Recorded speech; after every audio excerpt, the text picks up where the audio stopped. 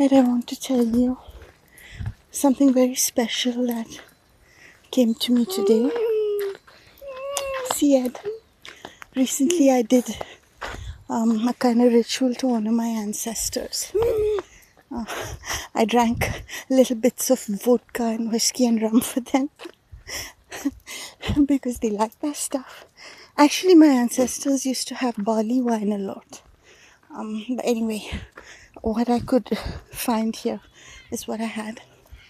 And after that, Ed, I've become aware of my connection, Ed.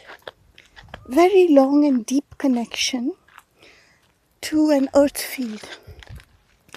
And I'm unable, Ed, to name that earth field as it's this place on the map or that place on the map. If I could, Ed, I would have gone there.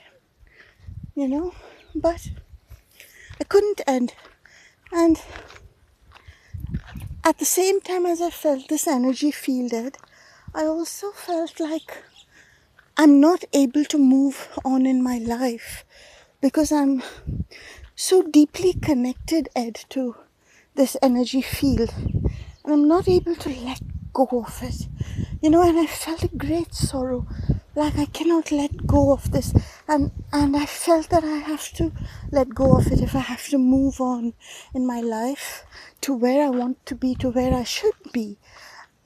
And mysteriously enough, it's the same landfill where I should be. But, I'm feeling stuck. And Ed, I began to be aware of this deep sorrow in me concerning my great-grandfather. This is one of my ancestors. His name was Thomas L.A. Ed. Irish, but I think 2 or 3 generations were in London. And then he came over to India as part of the British Army.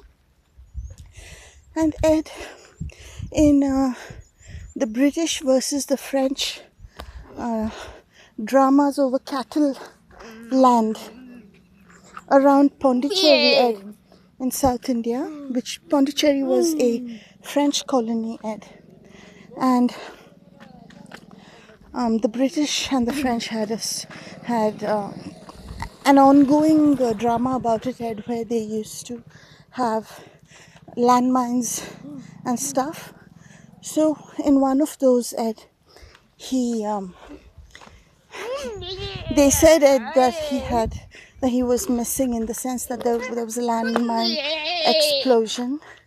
He couldn't be, his body couldn't be found as such, and the chaos that ensued. So he never came back home, and they sent back his things in a suitcase. And that was it. And Ed, I knew about this, but I didn't know how much sorrow I have in me. And there is a part of me, Ed, that just cannot move on because I'm waiting for him to come home. And now, Ed, in this heartless thug world, this might be difficult for people to understand, but a heart can understand that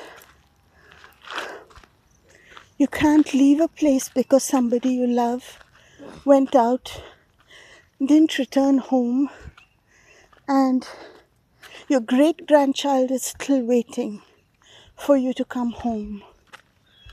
Perhaps we didn't ever buy that that's what had happened. Who knows, whatever. But that's how it is. And Ed, the sorrow in me, because he's not yet come home, and the waiting in me that he's not yet returned, now 3 generations later, is holding me in a grip of sorrow that I cannot describe to you. And I feel so frustrated because what the hell am I supposed to do when the only thing I can do is wait?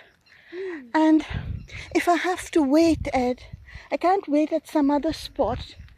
I have to wait, in this land field that I feel so connected to, which is my ancestral field. But I have to wait there for him to come back. You know what I mean? It's the whole thing is so confusing and frustrating, Ed. And I just didn't know. And Ed, this is the kind of stuff you can't talk yourself out of.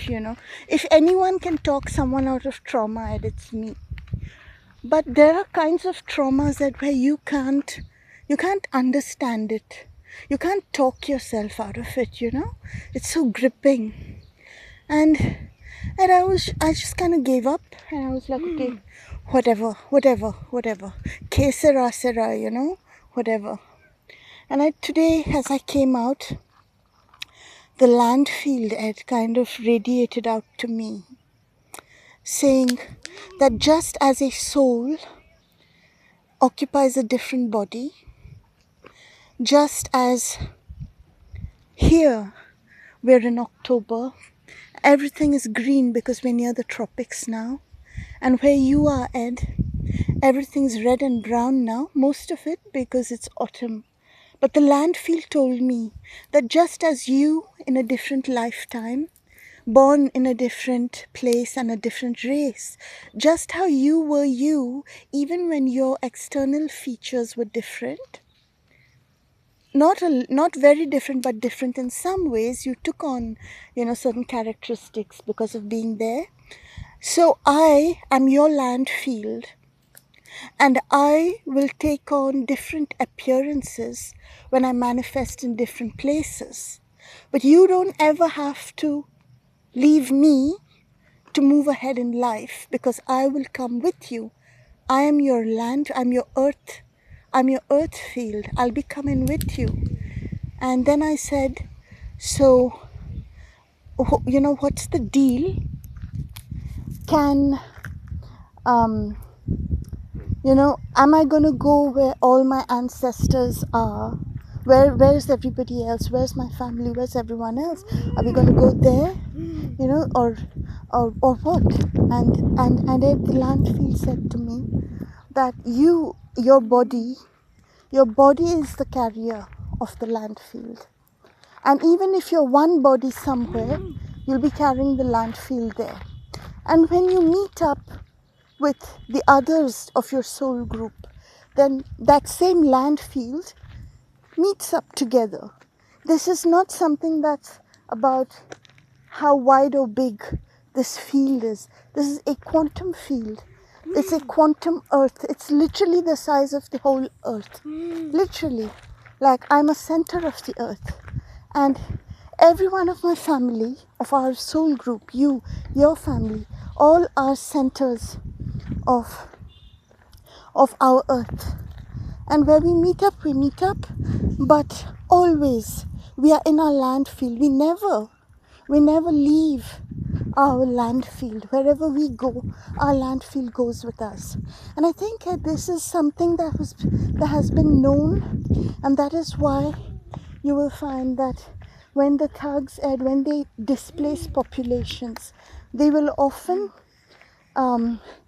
do rituals and set up ritual points and name it places like New Jersey, New Brunswick, New Delhi, New this, New that. The new means that they've got someone of the DNA of the same that was once called that, and that entity is now staying here. It's a kind of marking it for the thug world rituals. But yeah, that's how it is. Sometimes the name is known, and sometimes the name is not known. But we can never leave our land field. It will manifest for us wherever we are. And there's something magical in it, because sometimes people can be in the same area in general, but not able to see and not able to be in the same land field as you. For example, there are so many around us right now, but I think we're the 0.0001% that actually go out and experience the nature around us and actually sense place. And actually, for them, for example, you look up there, that's the apartment society there. They do not have a clue that this even exists. They don't have a clue. Literally, they don't have a clue. They're in their field.